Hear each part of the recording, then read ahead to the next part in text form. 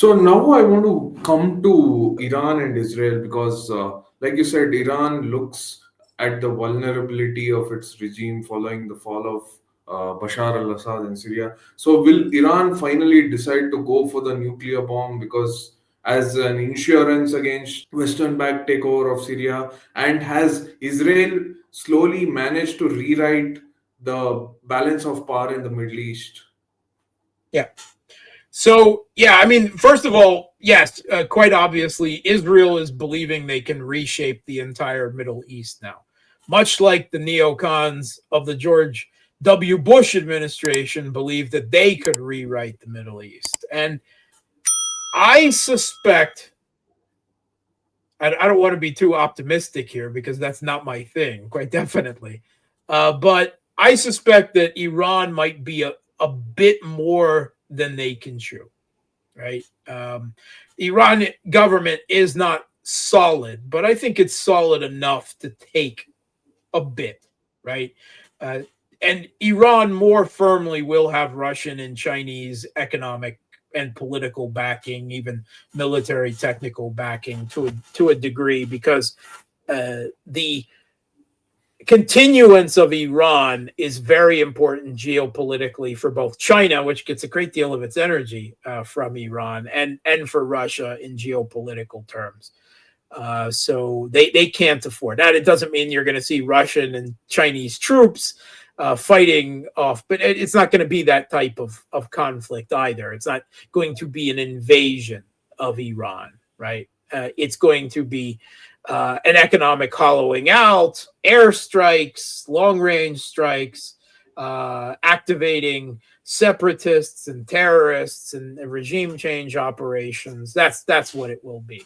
And the Iranian government will certainly have their hands full. They're going to be in the targets of the Trump administration, perhaps even over China. Um, there's really only three types of official, right? Foreign policy, political official in the U.S., in Washington, D.C. They all want war with Russia, China, and Iran for the pursuit and maintenance of U.S.-led Western global hegemony, right, as the strongest resisting countries. They all want war with all of them.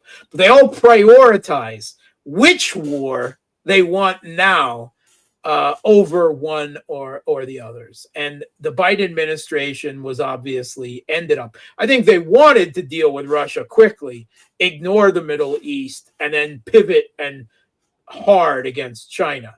But things didn't turn out that way, and Russia didn't roll over. In fact, Russia got stronger, as far as I'm concerned, economically, militarily, as a result of all of this. But the Biden administration spent 4 years as dealing with Russia. The Trump administration, with all the neocons that Trump has hired around him, they don't want to. They want to focus on Iran. I don't think they're going to completely abandon, and how they deal with Ukraine is an open question. How they deal with Russia and Ukraine, but they would like to focus on toppling the Iranian government. That's what Trump is set on. So they're in the targets now. And Israel, like you said, is feeling their strength. They're feeling the opportunity. But the Israeli military, the Israeli intelligence has proven themselves as deadly, as very formidable. They politically decapitated the political and military leadership of Hamas and Hezbollah, infiltrated them, wiped them out, but it didn't stop them from fighting, amazingly. And even after that, the Israeli Defense Forces were essentially fought to a draw in southern Lebanon, and they have been thus far unable to wipe out Hamas. I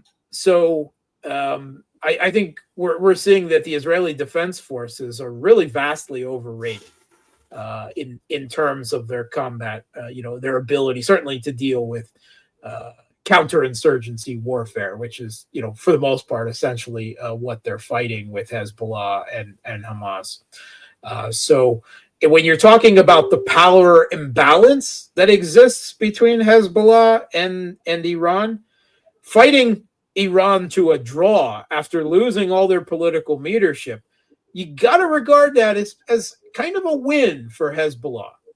Now, that said, now they're going to have their supply lines cut, through Syria. So they're going to be in a tougher position now. And the U.S. appears to be trying to push the Lebanese government to dealing with Hezbollah. And if that happens, then Lebanon will fall into civil war.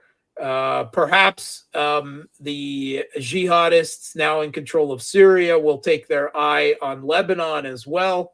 That conflict could easily spread out of Syria into Lebanon, into Iraq, into Jordan. It could really become a mess over the next few years in the region. And still, the U.S. and Israel, to a degree never before, are going to focus on toppling the Iranian government. And it's going to be a storm. And I hope that the Iranian government can weather it. I think they have the capability, but then again, I didn't understand how hollow the Syrian government was either. So maybe not. Well, we will see, because it is coming.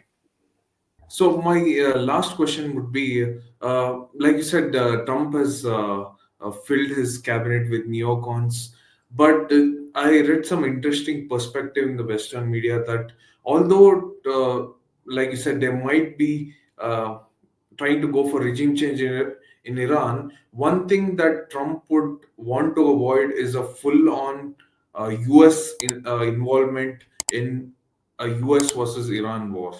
So, what do you have to Yeah, say about? yeah. I agree with that. The U.S. has generally, the U.S. military has shifted to a proxy war footing. They don't want to become directly involved. The only war that they're probably planning on becoming directly involved in is war with China over Taiwan and the South China Straits, right? They've got a long-term, 5-year focus. They want to be in that conflict before China gets too strong.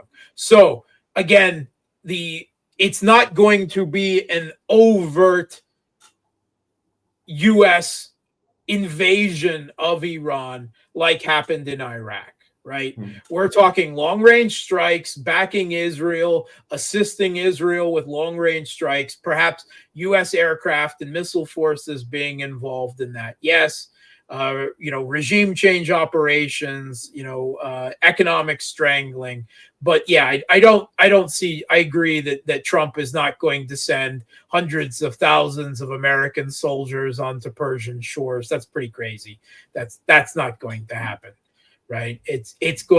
There will be conflict almost assuredly, but it won't look like that, right? And the US will have a role in it, but it will be a long range role rather than a direct boots on the ground kind of role.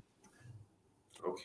So, Mr. Sleboda, once again, I would like to thank you for your time, and would love to join you for Russia Ukraine, like you said, when the big developments would have taken place. Yeah, thank Absolutely.